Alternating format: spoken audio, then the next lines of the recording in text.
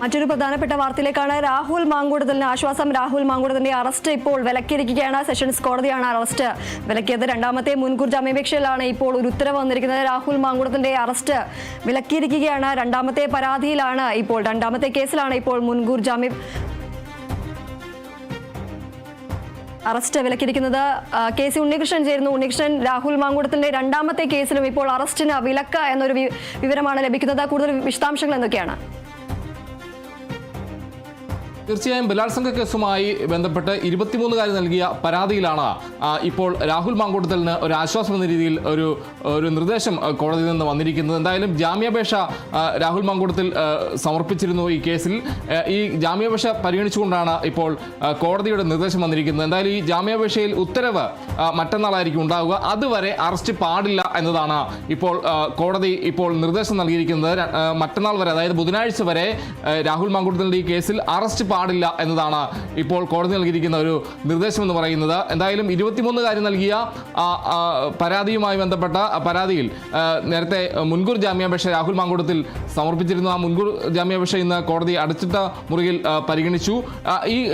ഈ ജാമ്യ ഹർജി പരിഗണിച്ചുകൊണ്ടാണ് ഇപ്പോൾ ഒരു നിർദ്ദേശം കോടതിയുടെ ഭാഗത്ത് നിന്ന്, തിരുവനന്തപുരം ജില്ലാ സെഷൻസ് കോടതിയുടെ ഭാഗത്ത് നിന്ന് വന്നിരിക്കുന്നത്. എന്തായാലും ബുധനാഴ്ചയാണ് ഈ കേസിൽ അല്ലെങ്കിൽ ഈ ഹർജിയിൽ കോടതി വിധി പറയുക. അതുവരെ രാഹുൽ മാങ്കൂട്ടത്തിന്റെ അറസ്റ്റ് പാടില്ല എന്നതാണ് ഇപ്പോൾ കോടതി നൽകിയിരിക്കുന്ന നിർദ്ദേശം. എന്തായാലും രാഹുൽ മാങ്കൂട്ടത്തിനെ സംബന്ധിച്ച് ഒരു ആശ്വാസമെന്ന് തന്നെ ഈ ഘട്ടത്തിൽ പറയേണ്ട ഒരു കാര്യം തന്നെയാണ്.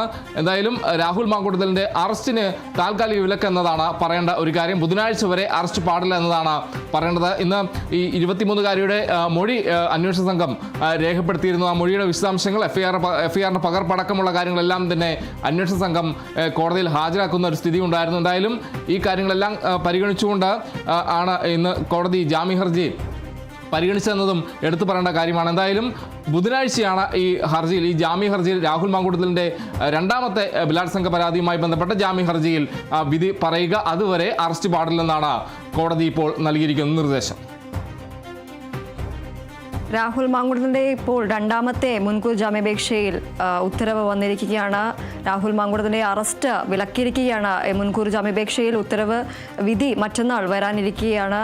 ഈ ഒരു നിർബന്ധിത നടപടികൾ പാടില്ല എന്നതാണ് സെഷൻസ് കോടതി പറയുന്നത്. അറസ്റ്റ് വിലക്കിയിരിക്കുകയാണ്. രണ്ടാമത്തെ യുവതിയുടെ പരാതിയിലും ഇപ്പോൾ രാഹുൽ മാങ്കൂട്ടത്തിന്റെ അറസ്റ്റ് വിലക്കിയിരിക്കുകയാണ്. രാഹുൽ മാങ്കൂട്ടത്തിന് വീണ്ടും ഒരു ആശ്വാസകരമായ ഒരു വാർത്ത തന്നെയാണ് ഇപ്പോൾ പുറത്തു വരുന്നത്. സെഷൻസ് കോടതിയാണ് ഇപ്പോൾ രാഹുൽ മാങ്കൂട്ടത്തിന്റെ അറസ്റ്റ് വിലക്കിയിരിക്കുന്നത്. രണ്ടാമത്തെ മുൻകൂർ ജാമ്യാപേക്ഷയിലാണ് ഇപ്പോൾ ഒരു ഉത്തരവ് വന്നിരിക്കുന്നത്.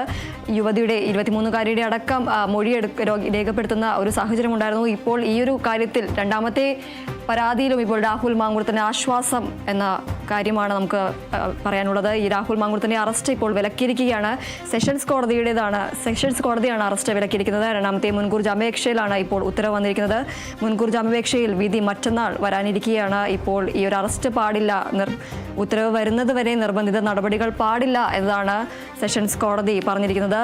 അറസ്റ്റ് രാഹുൽ മാങ്കൂട്ടത്തിന്റെ രണ്ടാമത്തെ കേസിൽ ഇപ്പോൾ അറസ്റ്റ് വിലക്കിയിരിക്കുകയാണ്. KC ഉണ്ണികൃഷ്ണനാണ് വിവരങ്ങൾ നൽകിയത്.